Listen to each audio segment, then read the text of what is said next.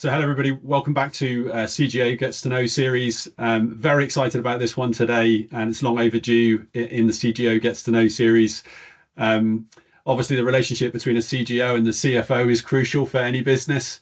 But when I first started at Dufrain and I met Alex, one of the first things I found out was that we were actually building our own data lake, which was a really nice surprise for me. So without further ado, just to introduce you to Alex Meakin, who's our CFO. Alex, if you'd like to say a few words about you and your background. Yeah, I'm Alex Meakin. I'm CFO of Dufrain. I've been with the business for about 2 years. Background, chartered accountant, previous private equity CFO, worked across industry, lots of interesting things, engineer as well. So yeah, quite a varied past, and pleased to be here. CFO that was an engineer, that's definitely a winning combination for our business, that's for sure. So on that, and leading straight on from that, what is the difference that the data lake, what difference has that made to your daily, weekly life as a CFO and more broadly to finance and the finance team? I think, I mean, gone are the days when a CFO could probably just present a P&L balance sheet and cash flow and that articulate what's going on in the business overall. So these days, the role of a CFO is not just to take the financial information, it's to bring together all the non-financial information as well to tell the story about what's going on in the business. I think when I started at Dufrain, and similarly as I've started at other businesses, you've got all these disparate data sources kind of with information kind of flying around, and everyone, and I, as the financial leader ultimately of the business, I want to understand what does this all mean for where we stand at the moment and where are we going in the future. Trying to bring, we created quite a lot of NI using a lot of these data sources, but the manual overhead kind of associated with actually creating all that analysis, once you bring those things together, becomes quite unwieldy quite quickly. So to be honest, it's an enabler for us realizing where we aspire to be ultimately from a reporting perspective. We want to understand really what's going on with our business, and we want to understand it in real time, and we want to know what that means really. The only way you can really do that is have all of those data sources being pulled in via the pipelines, crunched together, cleaned and made sure the quality, and then delivered to you in a kind of architecture which you're able to use quickly. I mean, we have a kind of vast sea of MI and analysis to understand our business now. I mean, it's not perfect, but no business is, and but some of it, to be honest, is a function of the data quality and the data reporting actually accelerates ahead of the business processes. So you're actually kind of it's quite a nice virtuous circle in terms of the reporting kind of raises itself up a level, that then kind of drags the business processes up a level because you think about what all the things you need to support that. So it's made a massive difference to us, just being able to understand our business and run our business efficiently. Being smarter, being data driven in our decisions, and being able to move quickly, and that was something that was very apparent to me when I first started. The access to some of that data, I've been in larger organisations that are just miles away from that. It's overly complicated, it's difficult to get, and you can never trust the reports. So that was a big step forward from my point of view. And thinking about the things that have actually happened to make to get to that end result of trusted data visualized in a way that we can all access and use to make better decisions. If we think about modern data architecture and the way that we talk to our clients and our consultants, we're really starting to talk in terms of automation everywhere, AI in everything, and really using that. But you need that modern data architecture to be able to really kind of unlock that. Where do you think that that's going to add the most value, not just from a Dufrain perspective, but more for CFOs everywhere as they access this kind of modern world?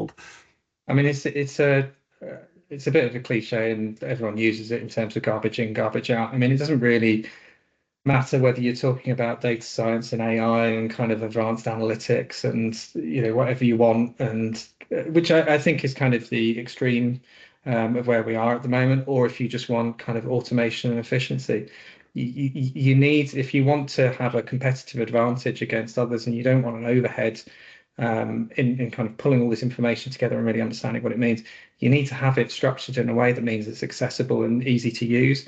So from that becomes a springboard for your ability to be able to automate things. Then you're not having manual tasks of people kind of moving stuff in spreadsheets or kind of invoices being processed unnecessarily. So we're not at the kind of the finished article yet, but we've put the infrastructure in place which enables us to get to being the finished article. So once you've kind of got that base layer of data infrastructure, you can then start having your aspirations around, okay, rather than having these kind of manual turn the handle processes all the time, we can start automating some of those. And once you've got those automated, you actually free people up to actually start looking at some of the analysis. That's when you then, if you've got that infrastructure, the process is all automated, got your controls in place as well, and they're strong system-based controls, and that can be your preventative controls to stop something happening, or your detective, so lots of reports telling you what's going on, so you can see it in real time what's going on. Once you've got all that in place, then you can then start thinking about where you can really start to use the likes of AI, which is kind of gives you your insight into things. So AI, the large language model is particularly really useful at the moment. It's democratizing the use of data. You're not as reliant on teams of people to be able to understand. If you've got all that infrastructure set up, you can have a human-like interaction with a chatbot or whatever to be able to say, okay, can you just tell me about this, or can you give me this element of analysis?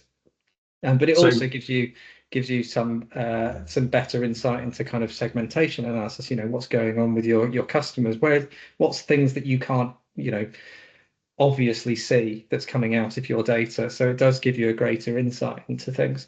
I mean, I'm really interested personally in the kind of whole time series forecasting and LSTMs and recurrent neural networks. I think that's a really interesting and kind of modeling out trends and seasonality, and I think that's still got some way to go relative to kind of your large language models overall.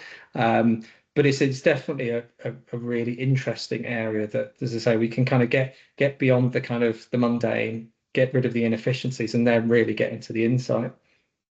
Yeah, and as part of the kind of democratization of that data in the business, I think we've been using Power BI, or you've been using Power BI for a while now for reporting and visualization. How do you think that's been helping the broader interactions with the business? As you've engaged with the wider consulting teams, as you've engaged with growth as a whole, how have you found that in terms of making it easier? I mean,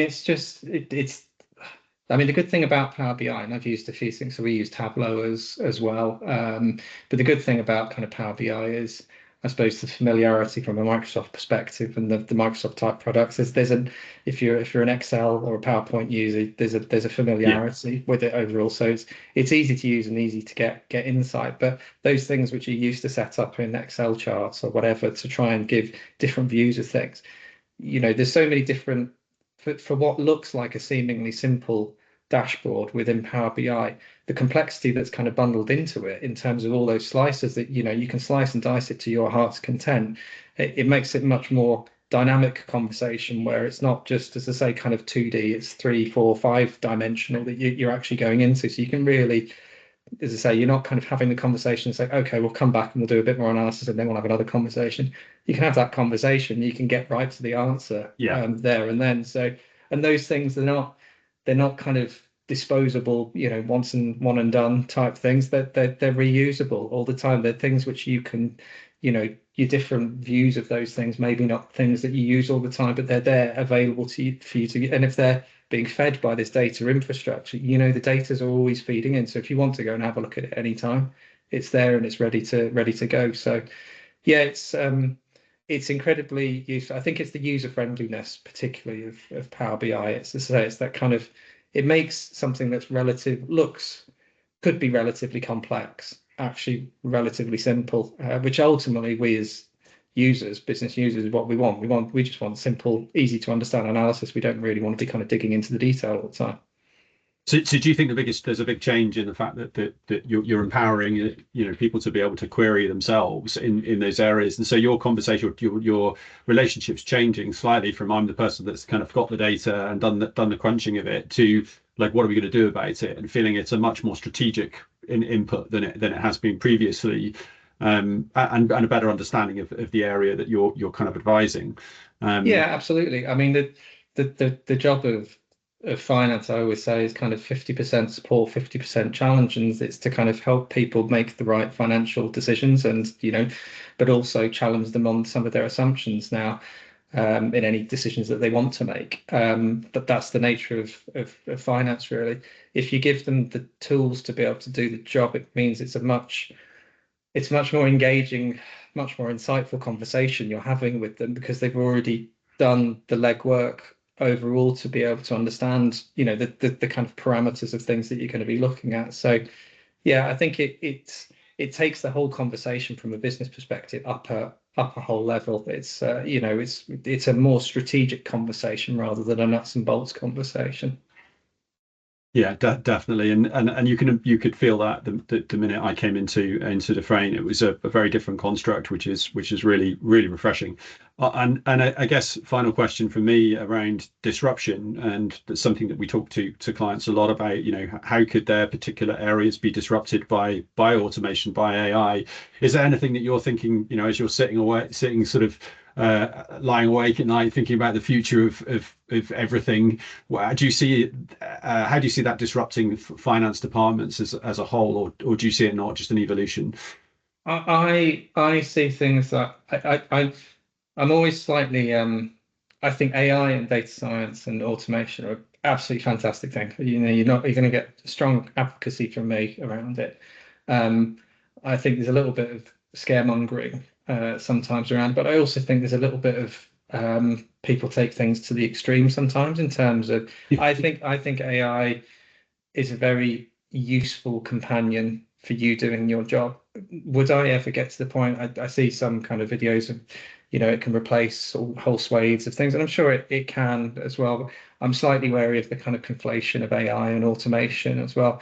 But Yeah. but partly, the things with AI, a lot of them are kind of it's a non-deterministic black box. Essentially, nobody really understands. There's lots of calculations going on inside it, but it's essentially a trained model that's based on inputs and outputs. It's done some kind of, rather than a functionally programmed model.